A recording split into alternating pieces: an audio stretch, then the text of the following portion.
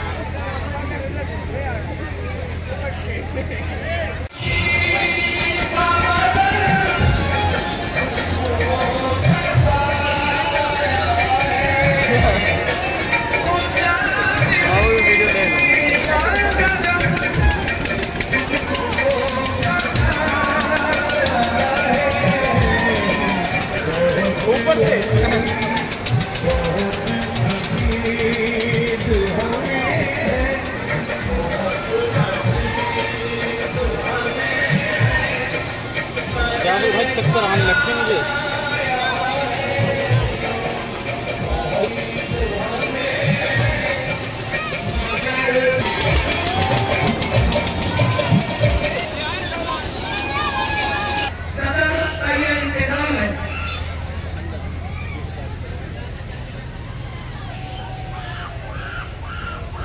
Hello.